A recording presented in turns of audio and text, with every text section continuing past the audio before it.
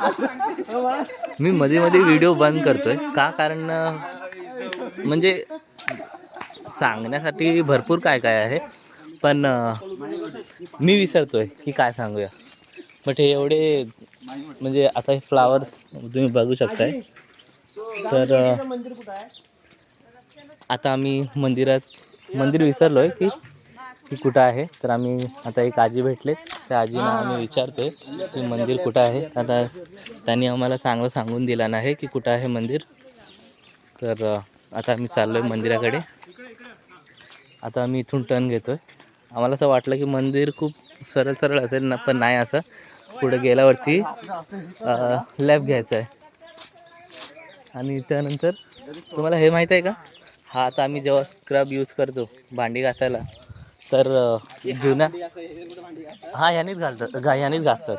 जुन्या टायमाला लोक म्हणजे हे त्याचे वरचं कवर काढायचे आणि आतमध्ये पूर्ण स्पंज टाईप असतो. मग त्यांनी ते राख वगैरे लावून चांगले भांडी वगैरे घासायचे.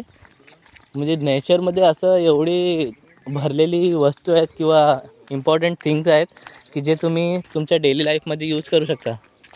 पण आता ह्या काळाचे म्हणजे ही जी जनरेशन आहे, या जनरेशनची मुलं किंवा व्यक्ती ते सगळं विसरून गेलेत आणि त्या इंग्लिश कल्चर भरपूर वापरला आहे. तर इंग्लिश कल्चरला थोडं म्हणजे त्याला कमीच करायला पाहिजे. बिंग आपलं जेही काय ते आहे जुना कल्चर किंवा जेही पद्धत आहे ती वापरायला पाहिजे. कारण फुल सॅटिस्फाईंग आणि नेचर फ्री आहे. नेचरला पण हार्म करत नाही. तर असली ते वस्तू आपण यूज करायला पाहिजे. आता मंदिराकडे आपण चाललो आहे.